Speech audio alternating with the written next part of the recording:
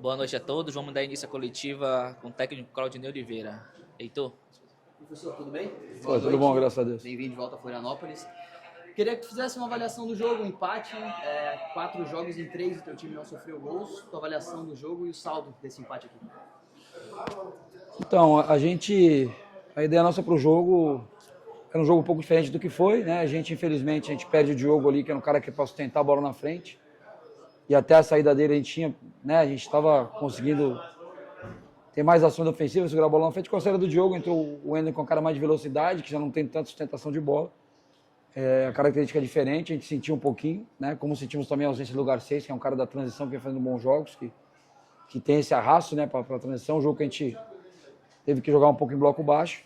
Mas assim, o saldo é muito positivo, né? A gente venceu 3 jogos e subiu um pouco na classificação. Hoje, com o empate, a gente ganhou 2 posições. Então, mostra o que a gente fez antes, né? Esses 10 pontos em 4 jogos. Apesar de hoje ter sido o pior resultado dos 4, foi um resultado que nos deu 2 posições. Então, a gente ganhou 2 posições, estamos ali 17º, né? Saímos de último para 17º. Agora é trabalhar a semana, descansar para no próximo jogo buscar a vitória em casa e ver se a gente consegue sair da zona da confusão aí do Z4. E a gente sabia que o jogo ia ser difícil. O Avaí é o melhor ataque da competição. Acho que foi o segundo jogo que eles não fizeram gol no campeonato apenas.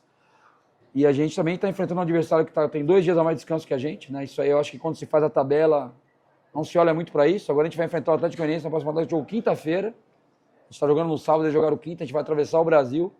Então, assim, o Avaí jogou em Criciúma aqui do lado, veio de ônibus. Então, assim, quem faz a tabela, o pessoal da Saber tem que estar um pouco mais atento a isso, né? Essa questão de essa igualdade. O futebol já é um jogo muito físico, né? Então, quando você dá 2 dias de descanso numa equipe para enfrentar outra, isso faz muita diferença. O Avaí, quando a gente estava jogando lá, eles já tinham 48 horas de descanso, já estavam treinando normal aqui em Santa Catarina, a gente estava enfrentando os caras num campo encharcado.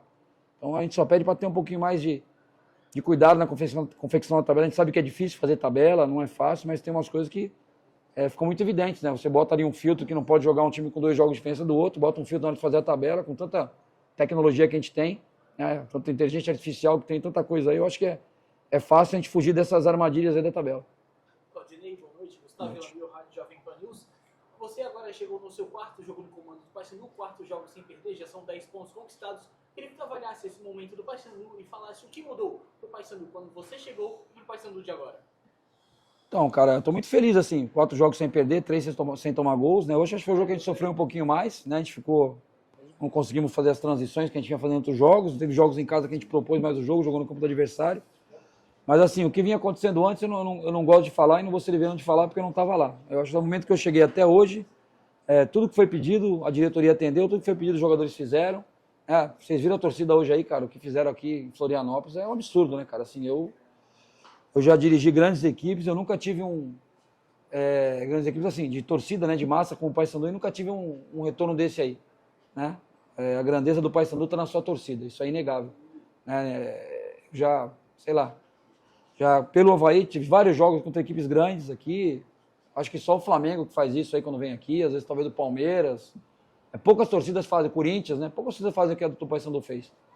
Lotar a sua parte aí, pedindo um pouquinho mais de espaço. Se tivesse mais espaço, acho que vinha mais gente.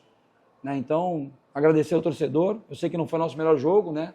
Sofreram um pouquinho com a gente aí, mas eu acho que o fato deles estarem aqui foi importante. Talvez vocês não tivessem ainda conquistado esse ponto importante. O Claudinei, aproveitar, a gente é daqui, antes dos companheiros de Belém perguntarem, como é que é para ti voltar a Florianópolis? 2 passagens pelo Avaí, muitas conquistas importantes, como é que é esse retorno a Florianópolis, enfrentar o Avaí e voltar a ter aquele contato com a turma do Parapeito ali? Cara, sempre tranquilo, eu fui muito feliz aqui, né, em Florianópolis, o tempo que eu trabalhei aqui foram quase 4 anos morando aqui, gosto da cidade, gosto do clube. O maior prazer é reencontrar os funcionários que ainda estão aqui, né? O seu Adenir cuida do campo, o Vini lá, o supervisor, o pessoal tudo que está aí, seu Deus, todo o pessoal do clube. Tenho um carinho muito grande por eles, o Carlos lá que fica na portaria, alguns atletas que trabalham comigo aqui. É um prazer reencontrar as pessoas, encontrar vocês da imprensa aqui. Assim, eu fiz uma história bonita aqui, agora eu quero fazer uma história bonita no Paysandu também, né? A gente não pode viver a vida olhando para trás, a gente tem que olhar sempre para frente. Mas é um lugar que eu fui muito feliz, sem dúvida. Eu acho que sou o treinador que mais dirigiu o Avaí nessa casa, né? Isso é uma coisa, um marco na minha carreira. E 2 acessos, título catarinense, enfim. Muita coisa para comemorar, só que hoje a gente veio aqui com sede de vencer, com todo o respeito ao Avaí, mas a gente está precisando do resultado também. E espero voltar outras vezes aqui para dirigir outros times contra o Avaí, e sempre ser bem recebido como tem sido sempre. Claudinei, você já em uma passagem anterior no Avaí assumiu o Avaí na lanterna. Não na lanterna, mas na zona de rebaixamento e conseguiu o acesso, isso na campanha da Série B de 2016. Você planeja fazer isso com o Paysandu? A ideia é essa, né? Mas a gente primeiro tem que sair da situação incômoda. O Avaí ali em 16, eu assumi, estava em 14º, eu acho, alguma coisa assim. A gente fez 40 pontos em 13 jogos, se não me engano. 13 jogos, 40 pontos. Eu acho que o melhor segundo turno da história aí dos pontos corridos. Não sei se foi igual ao Atlético Goianiense. Teve um time que fez alguma coisa parecida. Fomos vice-campeões brasileiros, né? Assim, a gente não pode prometer que vai fazer, mas a gente trabalha dia a dia para ganhar cada jogo, para tentar vencer todos os jogos. Hoje saiu um pouquinho do que a gente estava esperando do jogo, perdemos um pouquinho o controle do jogo em relação aos outros que a gente fez. O controle não é só a posse de bola, não. A gente teve pouca posse de bola contra o Remo e tivemos o controle do jogo. Hoje a gente perdeu um pouquinho o controle do jogo, porque a gente não feriu o Avaí quando a gente roubou a bola. Faltou essa transição, acertar 2, 3 passos para a gente transitar com mais qualidade. A gente quer fazer o melhor trabalho possível no Paysandu. Não vou falar de acesso agora, que a gente está, em primeiro lugar, tentando sair dessa zona da confusão. Depois que a gente sair, vamos ver como é que a gente vai acabar o primeiro turno, ver quantos pontos faltam para escapar, quantos pontos depois de escapar falta para a gente conseguir coisa melhor. Vamos passo a passo, né? Com toda a tranquilidade e humildade para a gente buscar coisas grandes na competição. Professor, pergunta lá de Belém do Pará agora. Tomazão TV. O empate foi um bom resultado para uma equipe com tantos desfalques? Primeiro, um abraço para o Tomazão, já conheço ele desde 99, 2000, que eu já conheço o Tomás, um grande cara, um grande profissional. Um abraço para ele. Não tive a oportunidade de falar com ele ainda nesse meu retorno a Belém. Assim, se você olhar para nossa quantidade de desfalques, né, e essa questão do Garcês não poder jogar, que eu acho também uma coisa meio absurda, né? O cara, nós estamos pagando o salário inteiro, nós pagamos o empréstimo do atleta e ele não poder jogar, né? Eu acho meio absurdo, os clubes fazem isso, né? Botam uma multa altíssima para obrigar o atleta a não jogar.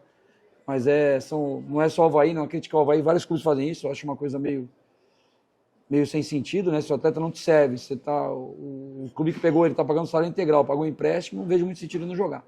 Mas enfim, a gente sabe que é a realidade do futebol brasileiro. Então a gente viu agora o Chelsea que comprou o Estevão e estamos jogando contra o Chelsea, né? No Mundial. Então assim, a gente tem que ter equilíbrio, entender que tem os desfalques, mas valorizar quem jogou, né? Mesmo com tantos desfalques, como foi citado pelo Tomazão, quem entrou deu conta, né? Muda a característica, muda uma coisa ou outra, mas com tudo isso a gente veio para uma guerra, né, cara? A gente guerreou, correu o tempo todo, não parou de correr, buscamos o melhor resultado possível, tivemos algumas ações no segundo tempo, poucas ações ofensivas, pelo que eu gosto, né? Nossa equipe finalizou muito pouco. 3 finalizações, está muito longe do número de finalizações que a gente imagina para um jogo de futebol. Você pegar os clubes que eu passei, geralmente meu clube está minhas equipes estão entre as que 3 mais finalizam no campeonato, a gente vinha com um grande número de finalizações, hoje não encaixou, mas a gente tem que valorizar os caras que vieram aqui, jogaram, correram, porque com tantos desfalques, talvez outras equipes não conseguissem o ponto que a gente conquistou aqui. Dinho Menezes, agora da Rádio Clube. O que é que acabou não encaixando na partida de hoje? É o que eu falei, a gente não teve as transições, né? Primeiro por característica, a gente perdeu o Diogo, que é um cara que sustenta a bola para que o time possa sair, a gente possa atacar com mais atletas. O Ender é um cara de mais ataque ao espaço, de menos contenção de bola. Então a gente não conseguia sustentar a bola para o time sair de trás. Então nosso time ficou muito acuado, principalmente no segundo tempo. E quando a gente conseguia também passar, quebrar essa primeira pressão, a gente não estava acertando 2, 3 passos para transitar com qualidade. Então foram alguns erros técnicos no último terço, nas transições, mas que faz parte, né? Tem desgaste, tem tudo aí envolvido. E jogadores também, né, não estão entrosados, com muitas trocas a gente vai fazendo. Mas eu estou satisfeito assim, porque mesmo quando a gente não jogou tão bem, a gente conquistou um ponto importante, né? Empatamos com uma equipe do G4, né? E aí se você falasse aí, a 4 rodadas atrás que a gente teria feito 10 pontos aí em 4 jogos, todo mundo ia dar graças a Deus. Onde é que assina aí para ter 10 pontos em 4 jogos? A gente assinaria tranquilo. Então a gente conquistou bastante coisa e o mais importante, o dia que a gente não jogou tão bem, a gente lutou pelo resultado até o final, eles guerrearam ali, se bateram ali defensivamente, mas não deixamos o adversário marcar contra nós. Agora a pergunta de Michel Anderson, da Rádio Liberal. Você completou um mês à frente do Paysandu. Avanços significativos foram vistos. Passado o maior sufoco. Acredito que buscar o time ideal seja uma das metas. Esse time está muito distante de ser achado. E qual setor você ainda espera uma melhora maior?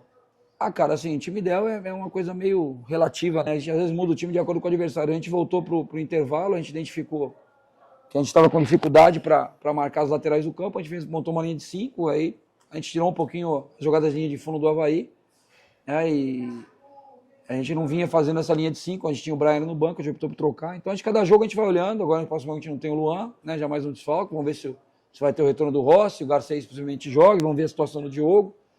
Eu não pude repetir, né, a equipe, que salvo engano, eu não repeti a equipe nenhum jogo antes da equipe titular, sempre teve que trocar uma outra peça.